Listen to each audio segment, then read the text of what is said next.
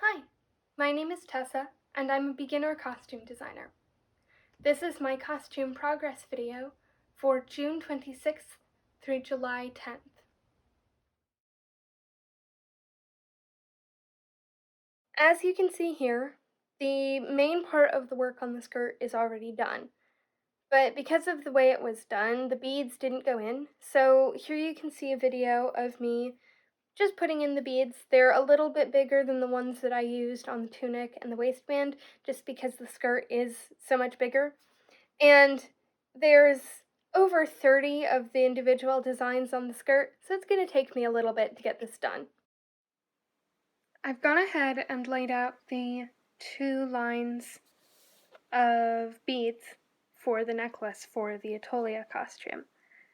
Now, the original inspiration for this necklace had 3 layers, and I do actually have enough of the red beads to do that at the length that I want it to be, but I kind of fiddled with it a little bit, and I've decided I actually really like just these 2.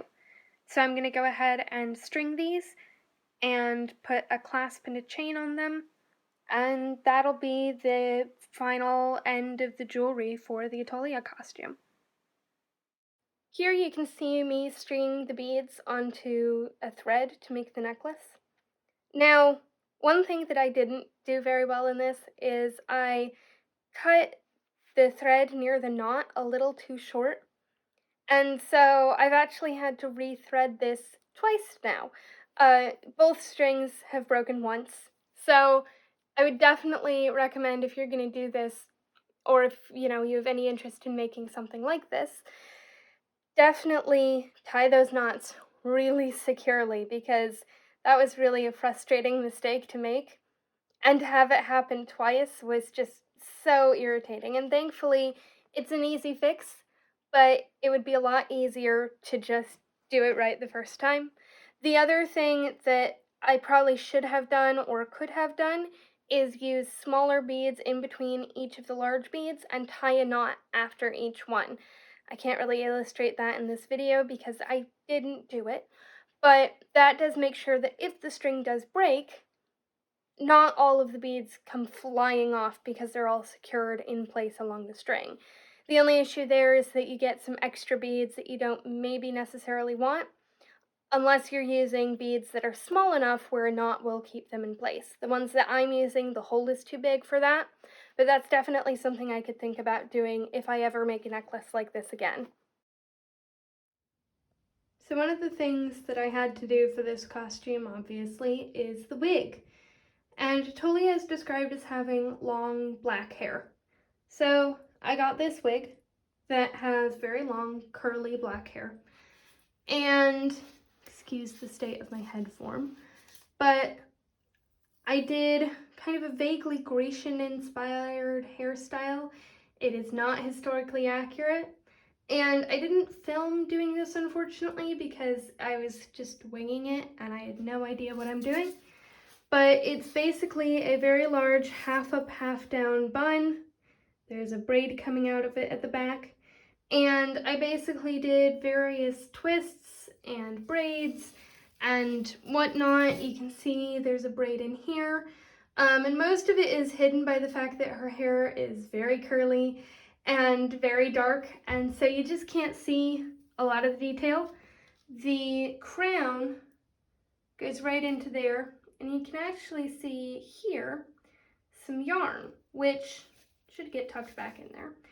But I used yarn to sew this all together, which is a historically accurate, it's one of the few historical accurate things I swear by, but it's a way of doing really complex styles like this and basically sewing it together. And it avoids using hairspray, it avoids using too many pins. I did use one here, it looks like, just because I didn't have enough stability in that area, I guess, or because I wanted a very specific look. But for the most part, sewing it together works really well. So that's what I do with pretty much any hairstyle that I have to do a wig for a costume. I will sew it in place. So the crown goes straight into the bun. I have no idea how I'm ever going to take it out. So it's in there for now, and that's where it's staying. And there are 2 leave outs on each side. The other side I'm not going to show you because you can see it's a little bit messy. But this side is much nicer. And that's based on some drawings that I found. And so that's the basic wig. That's it for the Atolia costume. At this point, the only thing left is to go out and take photos and a little bit of video. And that'll actually have happened by the time this video comes out.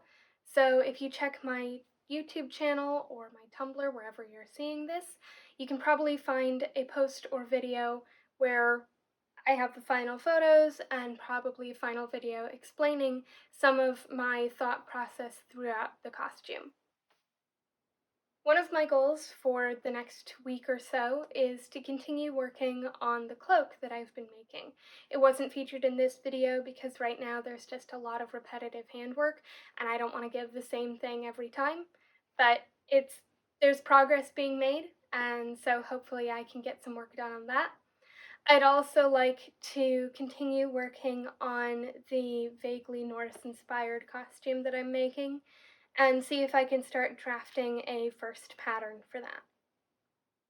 Thank you so much for watching. If you want to see more of my work, you can check out my portfolio, which is linked in the description of this video, or you can check out my Tumblr, where I occasionally post a couple extra photos that don't go up on my YouTube.